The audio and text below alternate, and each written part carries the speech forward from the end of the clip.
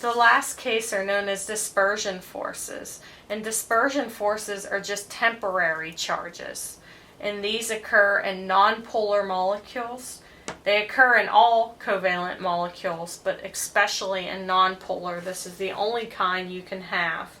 And so a nonpolar molecule has no dipole at all, but you still have charges because you still have protons and electrons in the molecule.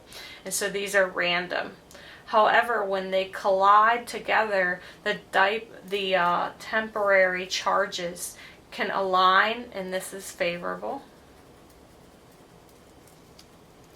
And so these add up again over a sample, and these are known as dispersion forces. Okay, just to remind you, all covalent compounds experience dispersion forces. Okay, but it's the weakest force of the ones we've learned so far. So of dipole-dipole and hydrogen bonding, this is the weakest. Okay, and it can only occur in nonpolar. Okay, so it's in all molecules, but the only type for nonpolar. And the two things that affect the size of your dispersion forces is polarizability and surface area. So polarizability is how easily it is to distort the electron cloud of the molecule. So the bigger the molecule, the better this is. So high molecular weight compounds and larger atoms. Surface area, a good way to understand this is straight chain versus branched. Straight chain has more surface area.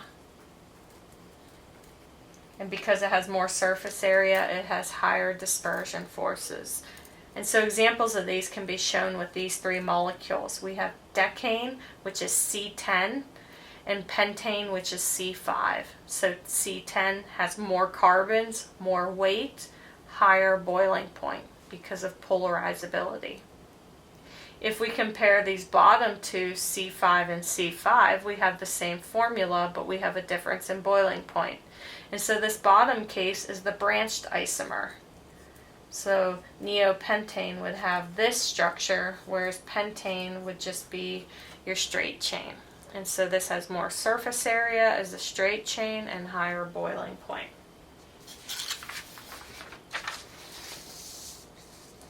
So the last section in this is the effects on solubility. Okay, so intermolecular forces affect the solubility.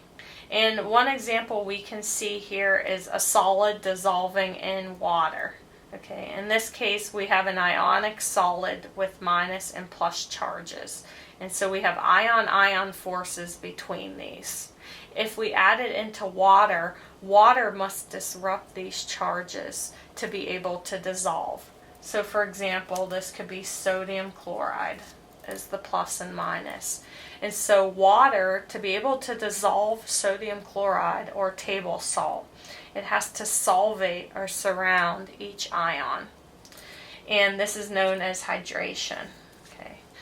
And what the question asks here is what type of intermolecular force is occurring between water and this negative charge? Okay. So the negative charge is an ion, and water has a dipole shown by partial plus and partial minus. And if you draw out the structure, you'll see that it has a dipole and it's polar. So water has dipole-dipole forces. So the force between them are ion dipole. So this ion interacts with that dipole. We have heard the term like dissolves like, and that comes from the fact that a polar solute will more likely dissolve in a polar solvent. Okay, and so if you're mixed, polar, nonpolar, you tend not to dissolve. And an example is shown here. If we have oil plus water, oil is a hydrocarbon that tends to contain C and H, and therefore it's nonpolar, because remember, CH bonds are nonpolar. Water, however, has an alcohol group, and we just learned alcohols are polar. So polar and nonpolar do not mix, and they're not soluble. However, if you mixed an oil plus benzene, they are both hydrocarbons and both nonpolar, and they will be soluble. We also want to understand what can dissolve in water. So what all types of organic compounds can dissolve in water? And so let's bring in two new terms in this section. If you have a polar head group on your molecule, so let's say that you have this molecule decyl alcohol, and so you have an alcohol polar group that's called hydrophilic, which stands for water loving. And then your carbon chain is not going to want to be near water because the carbon chain, which is known as the tail, is nonpolar. And so this is known as hydrophobic or water-fearing. Okay? If you put molecules like this in water, when you have a polar head group and a long chain, you get what are known as micelles, and this is what happens in detergent.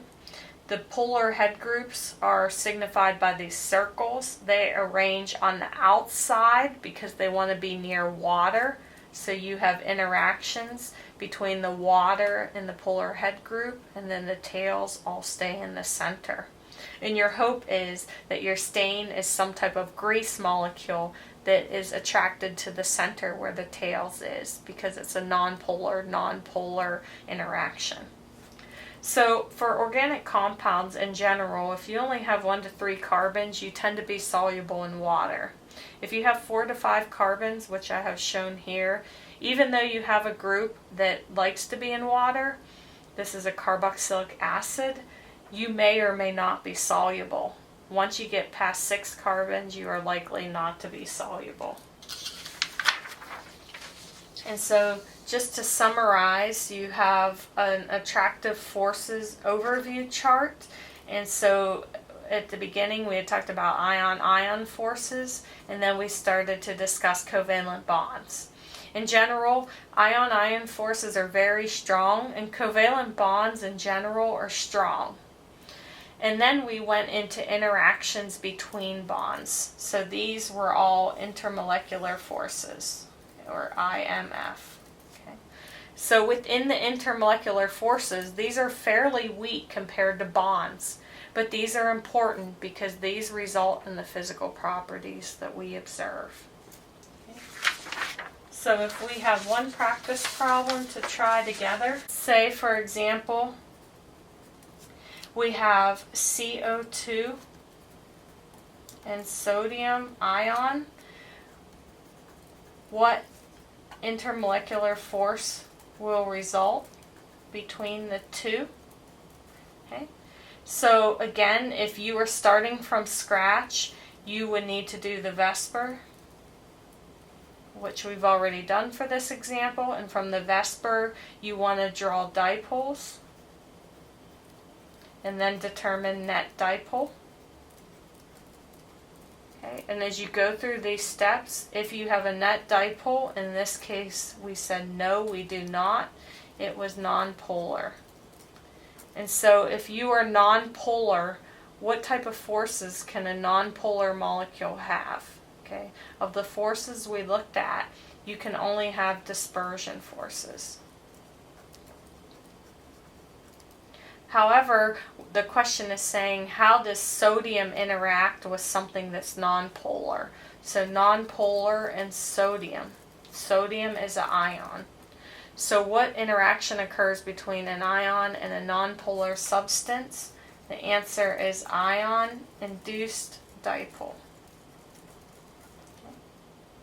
In a second example, let's say you had ammonia in a bottle. So what IMF will you have in these cases? Okay, so just ammonia interacting with itself. Okay, so again, we have to go through these steps. And if we go through those steps, we do find that we have a net dipole. Yes, and so it's polar. And so polar compounds always have dipole-dipole forces, and then they also have dispersion. Remember, all compounds have dispersion forces. Okay. And so the last one you should ask yourself about is hydrogen bonding. So you have NH bonds, that's required for hydrogen bonding, but you also need a lone pair, and that's what the check mark was for. You have a lone pair and you have NH bonds, so you can have hydrogen bonding. And so in this case you have all three.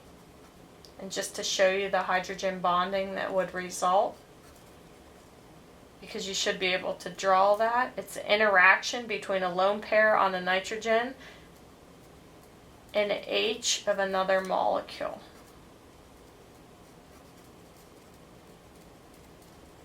And you can draw hydrogen bonding interactions throughout this solution.